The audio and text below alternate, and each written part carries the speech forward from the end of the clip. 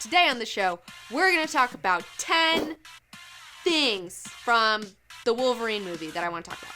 Ah, and I expect you have something to say about it, huh? Yeah, well, maybe that's my job.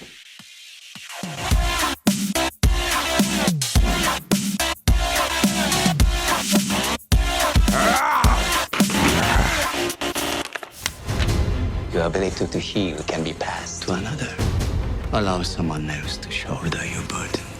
Logan, son, I can make you mortal. Trust me, Bob. You don't want what I've got. Number 1. The Wolverine was not as bad as I was anticipating. I had said earlier in some of my reviews that I thought this one was going to be a total waste of time, and it was not a total waste of time. It was okay. It didn't offend me, which was what I was like, that's what I was afraid of. I thought this movie was going to offend me, and it didn't, and I was glad.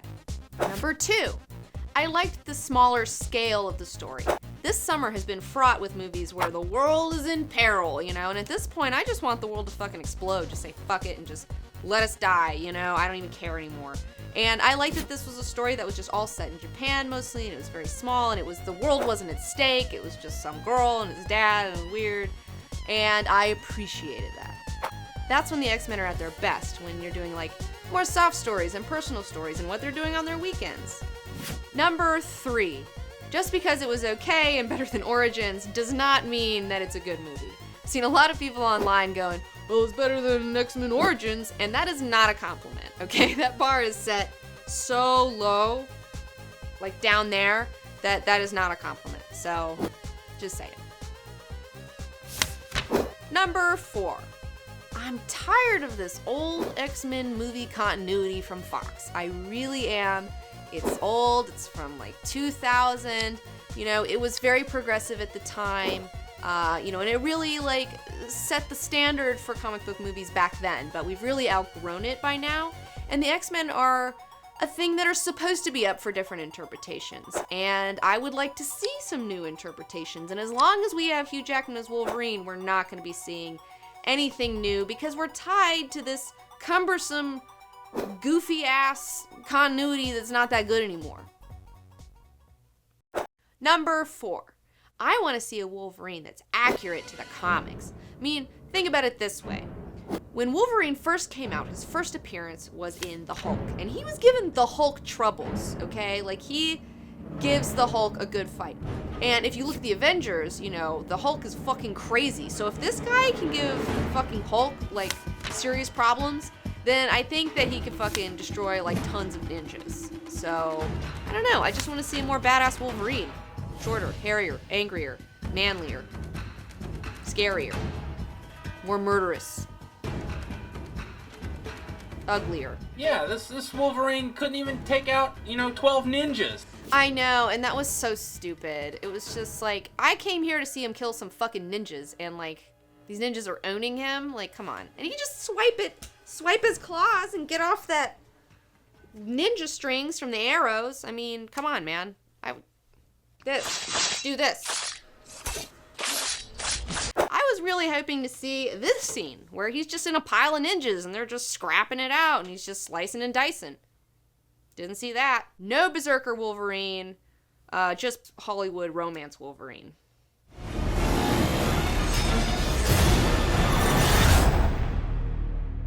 We will accept your surrender with respect. Is that all the men you brought?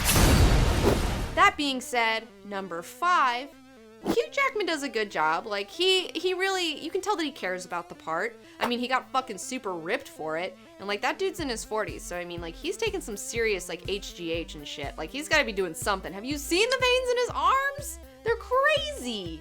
Holy shit. So I really appreciate his dedication to the character, especially when you look back at the first X-Men movie and he's a little soft baby. It's man. He looked great. You look great. Yeah, I want to look like that one day. One day, Robot, you gotta get some hair on your chest first. I'm gonna start lifting weights soon. I'm gonna get ripped. You're gonna get ripped. Veins popping out of my neck. Well, wires maybe popping out of your neck? Does that work? I'm trying to find some HGH on the internet. If anybody has any links, please help. Don't help him. Don't encourage this. I want to commend Hugh Jackman because he really is the glue that's holding together this entire thing, okay? All the movies have been through the lens of his character, And he's always taken it very seriously, and I feel like he's always really tried his best to do a good job with it. And I think that he's done a good job with what he's been given. So props to you, Hugh Jackman, even though I think you should be replaced.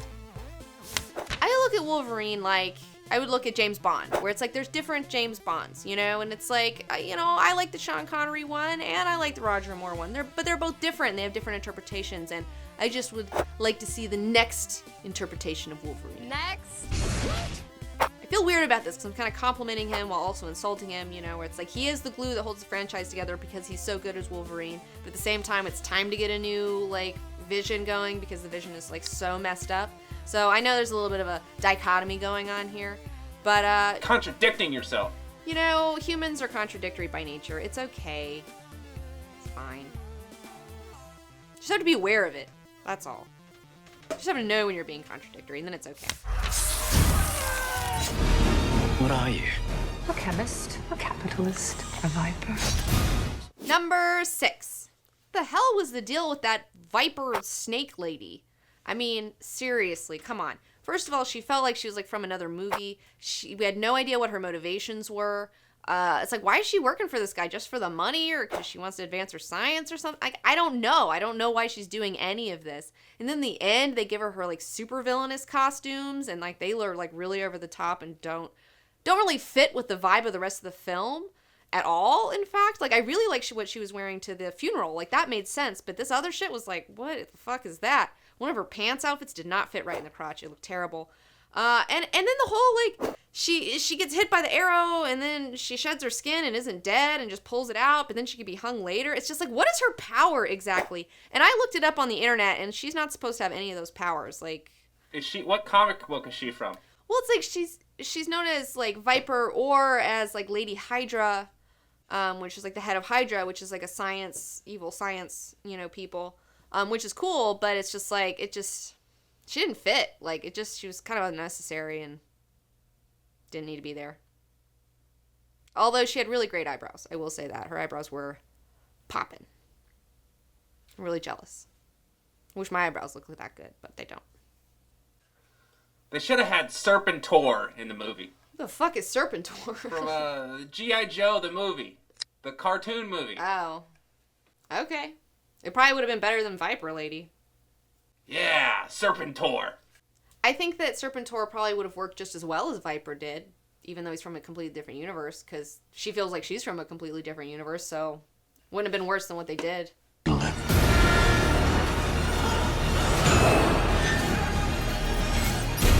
Was he right? Number 7. Wolverine's powers getting messed with and all this stuff, like, and they didn't completely take his powers away, which, by the way, is not in the original comic and shouldn't be in there at all. And I get that they're wanting to, like, break a character down, and it's like, oh, he's got this amazing power that, you know, he can live forever, and we want to take that away from him and raise the stakes. And, you know, that's an interesting idea, but I feel like, why don't you flip it on its head a little bit and do a thing where his powers work against him? Like in Wolverine the Best There Is, one of my favorite Wolverine comics, his powers are working against him because he gets captured, and they start, like, doing all these experiments on him, and, like, he wants to die at some point. He's like, fucking kill me. Like, I hate regenning from all this shit. It's, like, he's, like, gets tortured over and over and over again, and that is far more interesting. And then the thing is, when he finally pulls the thing out of his chest, which was a good scene. I enjoyed watching him doing self-surgery. I like surgery stuff. He finally gets it out, and you're like, yes, now he's gonna go fuck shit up. And then he goes to that town that's filled with ninjas, which, by the way, they're not very good ninjas if you can see, like, every single one of them. Just saying. And then you're, like, waiting for him to, like, fucking go cut through him like butter, and then he doesn't, and it's kind of, like, really anticlimactic, and it really lets you down, like, as an audience member. You're just kind of like, meh. Yeah, he gets all those arrows, and then he just gets shot with a poison arrow. It's deflating. Yeah, it's just odd. It comes after this really inspiring scene where he fixes himself, and then you're like, yes, he's gonna kick ass, and then he doesn't, and then it's, like, deflating. If I had directed the movie, I would have had Wolverine, like, going through ninjas like crazy, like, busting through walls, like, I mean, it would have been insane. There's just blood everywhere, and arms flying. And... cutting people in half. Yeah! Chopping people's faces off. But, you know, it's PG-13, so can't do anything fun. You can drop an F-bomb once, and that's it. Chop off 10 people's legs. That would be sweet, but it's another missed opportunity. Okay, what I'm looking for is, for example, in the Avengers, you have the Hulk, and he finally gets to cut loose, you know, and he's just kicking ass and taking names and just doing it, and it's so much fun to watch, and I just want to see that kind of energy in a Wolverine movie, you know, I want to see him cut loose and fucking do it. Yeah, yes. Do it. Doing it. He's the best at what he does, and what he does isn't very nice. Oh, right? yeah. Wolverine the best there is, 50% off. Nobody's ordering these, so you can probably get them at a really good deal, and you should, because it's one of the best Wolverine stories I've read in a long time, so whatever. Number 8. The motivations in this movie are all willy-nilly all over the place, and that's because they're stuck to this old continuity. Let me explain. In the comic book, Wolverine goes to Japan because he had started a relationship with Mariko, fell deeply in love with her, and he had to go to Canada to take care of some Canada business. He gets back, she's not taking his calls, he doesn't know where she is, and like he finds out she's in Japan, and he's like, why is this bitch not taking my calls? And so that's why he goes over there to investigate, because you don't just ditch Wolverine after being in some hot and heavy relationship with him, okay? Like, he will come and show up at your fucking door. You better believe that before you start fucking Wolverine, okay? And so, you know, it's just bizarre in this one because they have to tie it into the old continuity, so they have to, like, mention his thing with Jean Grey because that's so built up in the trilogy. And it really just throws his motivations off because it's like, in the end, it's like, why is he helping this girl? Like, why is he even here? Like, why does he even care? Like, I don't know. It was a lot more solid in the source material. It just sucks that they can't just do the comic because they're tied to the old continuity and because they feel like they have to bring up Jean Grey if you talk about Wolverine, which I feel like is a mistake. I mean, I don't completely hate what they did with her character, having her more as a figment of his imagination, as like a visual representation of his guilt. I'm not against that. I think that was a clever way to do it, but I felt like it shouldn't have had to have been done in the first place. It should have just been like... And in the comic, they have this interesting love triangle between Mariko, Yukio, and Wolverine, and they don't even bother with that in the movie because they can't, because of the Jean Grey thing, and then it'd be weird for him to be dating two chicks. But then in the end, he leaves the chick that he supposedly loves and flies off with Yukio, which is the girl that he doesn't have any romantic ties to necessarily, but then they're like going on an adventure together, and it's like, why are they together? Why does she hang out with him? Why is she leaving Japan? Like, I don't know. I don't know why anyone's doing anything in this film, okay? And number 8, part B, is, man, it's like, it's been so long since Jean Grey died. It's like, dude, get over it at this point. You know what I'm saying? Where it's just like, you're still crying about her? Like, come on. Like, it's been so long, dude. And maybe it's because I'm just kind of tired of seeing all of my superheroes this summer fucking whiny and bitchy and fucking lame and depressed all the time.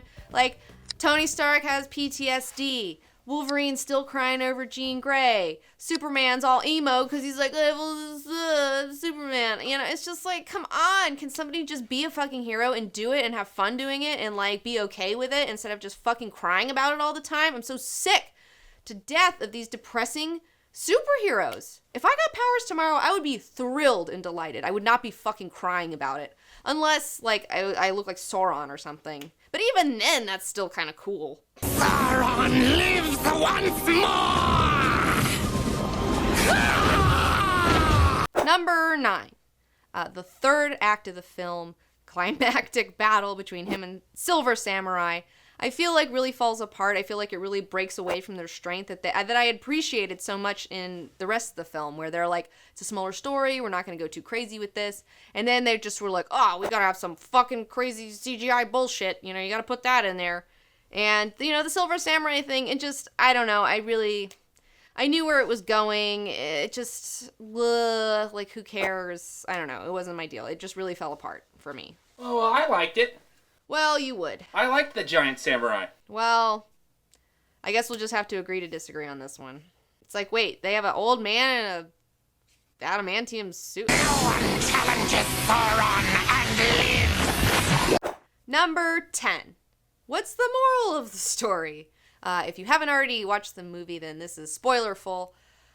Okay, so in World War II, Wolverine saves a guy from an atomic bomb, and then I guess later on, said man, who's very traditional, who's stated as being very traditionally Japanese, which would also mean that he's very into honor, would be a thing, I would think.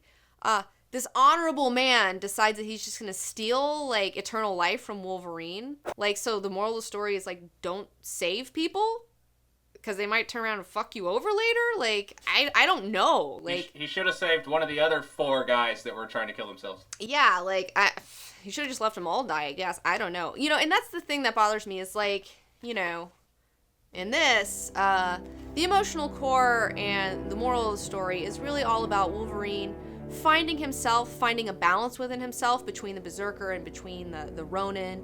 And it's really interesting, him coming to terms with his animalistic side and his honorable side, and finding his honorable side to begin with, and learning a little bit of self-control. And it's really well done. It adds a lot of dimension to the character, but there was pretty much none of that in the film, which was disappointing, seeing as how it didn't have any other emotional core to take its place. So, what do you want? So that's it for our 10 things about the Wolverine. Overall, I feel like it's kind of a forgettable movie. It's not offensive. It isn't terrible. It might be a really good film to put on in the background while you're, like, drawing or, like, working on a project or doing some whatever, cleaning your house. But it's certainly, like, I don't know, it could be a lot better. So it's the perfect vacuuming movie, is what you're saying. So I give it a meh. I give it a Murph. Robot gives it a Murph. Let us know what you think in the comments below. And also, don't forget to like this video, subscribe to my channel, and follow me on Twitter, Instagram, and Facebook. Murph.